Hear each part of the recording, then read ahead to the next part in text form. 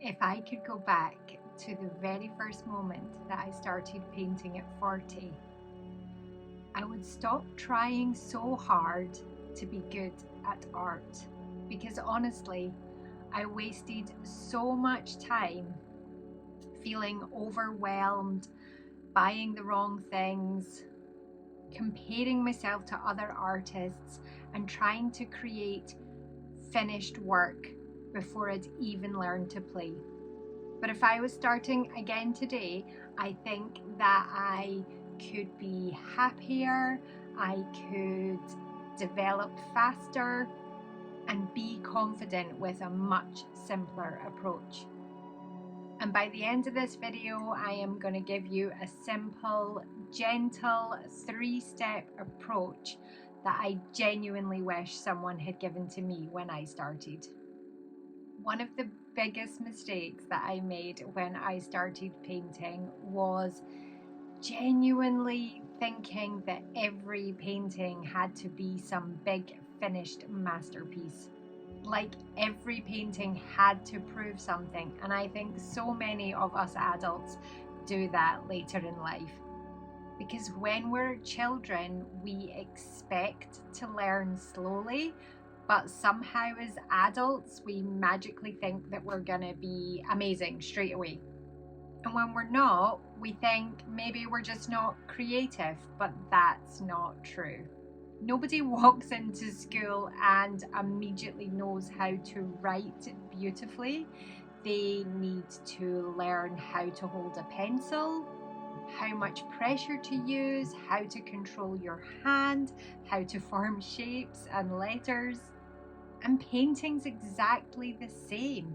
You need to learn. You need to learn how to hold the brush, how much pressure to use, how paint moves on the page or the canvas, how your hands work, and how colours interact. And that takes time, not because you're failing, because you're learning. So get cozy, grab a cuppa, and let's talk about something magical. I genuinely remember feeling so frustrated that the painting I had in my head was so magical, but what was on the canvas was not. And I think that's such a painful stage that all beginners go through, because your tastes kind of develop faster than your skill level and what your hands can achieve. You know what you love, you can see the atmosphere and you can see it in your mind, but your hands haven't kind of caught up yet on what you're able to produce. But that gap is normal. Everybody goes through it. Every artist experiences it at some point in their journey. One thing I would do very differently now is I would not start by trying to paint what I thought I should paint. This was huge for me because I spent so long thinking that art had to be commercial or what other people wanted it to be. I thought art needed to be realism. I thought it needed to be seascapes and mountainscapes or local landscapes. And actually, when I allowed myself to paint the things that made me happy, that was the biggest breakthrough I've ever had creatively. When I allowed myself to paint things that felt magical, tiny mushrooms, woodland creatures, mini magical worlds and forests, that's when art stopped feeling like pressure and became a true joy. And this is important because I think sometimes when people start, particularly later in life, they feel like they need permission to paint certain things. And you don't.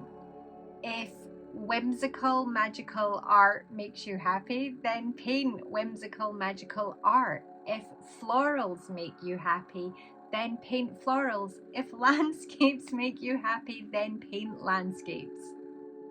And if you don't know what you love yet, that's okay too. That's where you play and experiment and work out what brings you joy. Try acrylics, watercolors, pencils, pastels, paint landscapes, seascapes, cityscapes, flowers, anything that catches your eye. Try realism, try abstract art, and everything in between, because honestly, you might set out thinking, I want to be a watercolor artist, and then you end up discovering that you love painting abstract, soft pastel, colored pencil, mixed media pieces. Who knows? That's why experimenting matters so much in the beginning. You don't need to decide immediately who you are as an artist. You discover that through creating.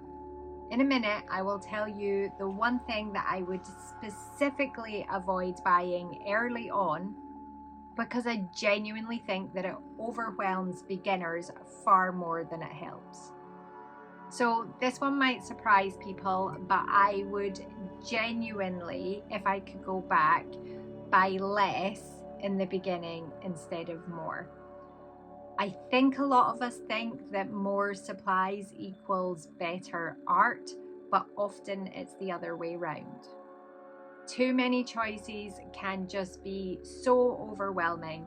And the one thing that I would specifically avoid right at the beginning are those huge, big, beginner-friendly art kits that you see everywhere with hundreds of colors and 20 brushes and a whole bunch of palette knives and extras that you just don't need.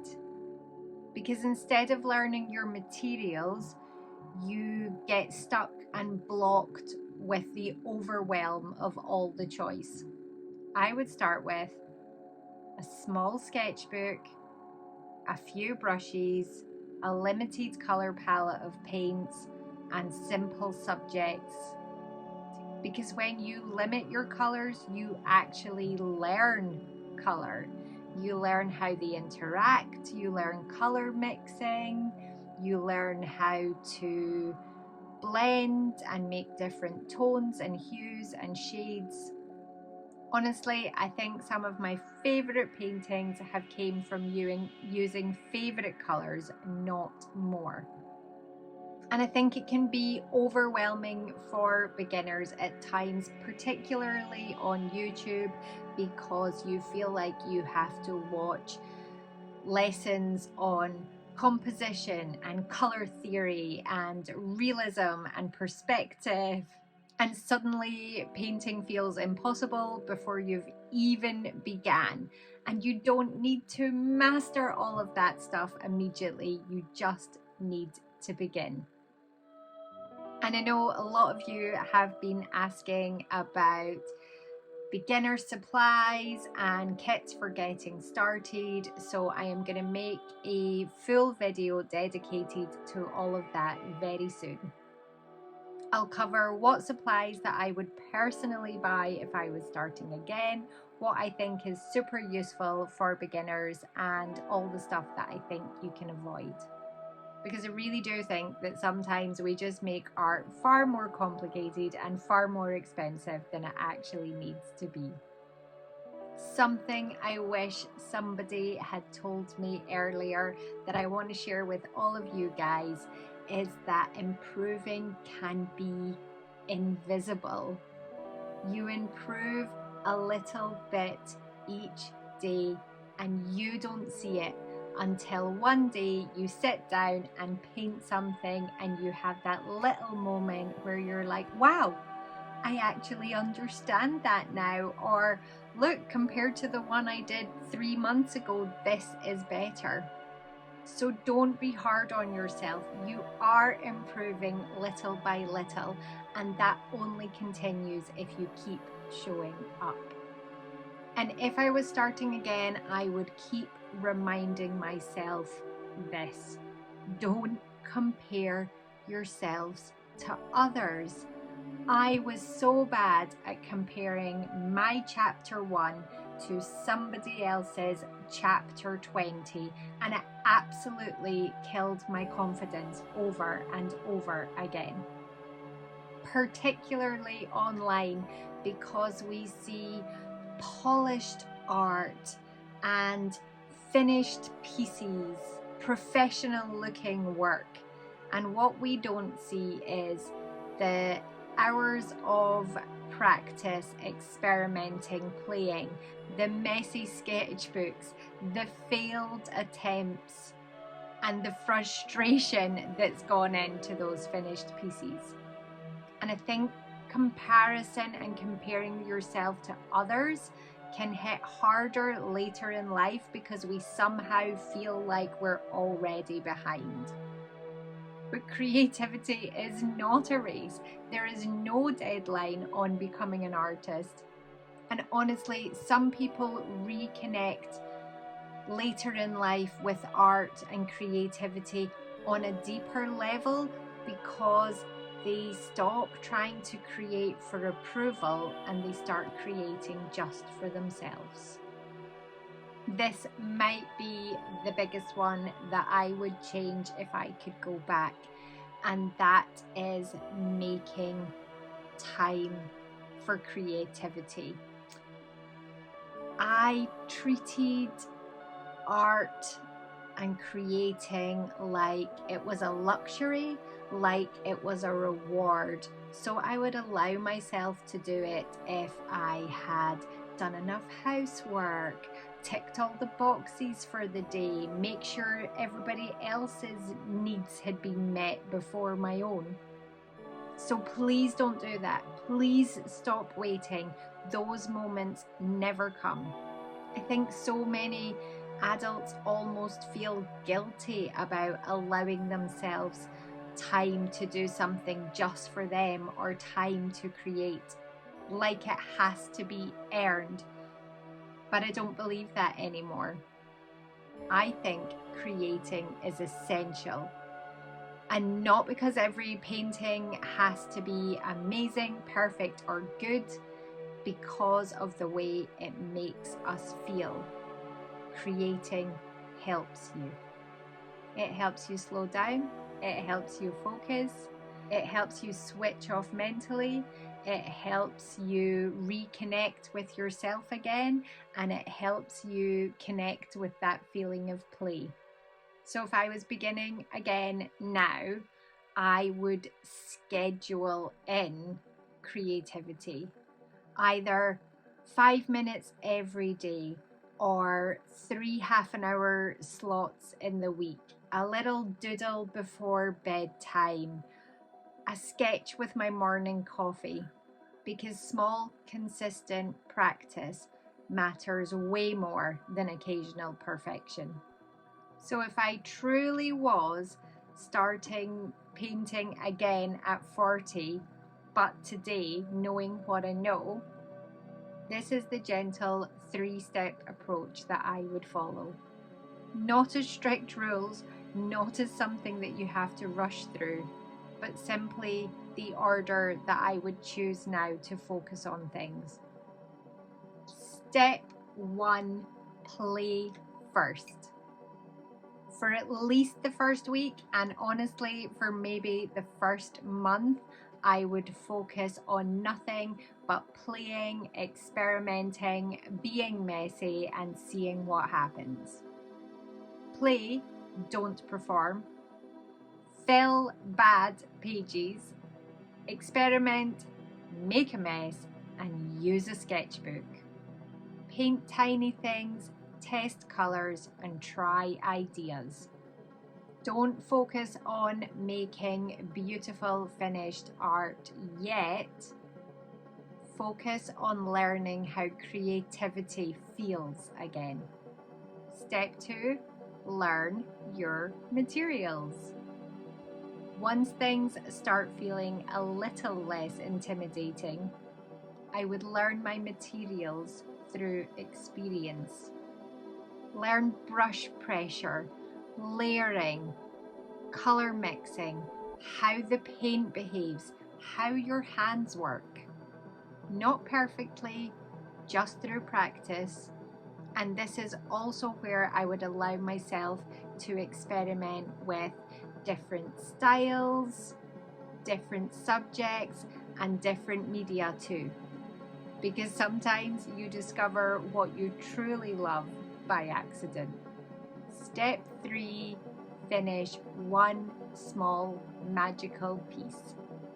So when things start feeling a little more comfortable, that is when I would finish one tiny magical painting.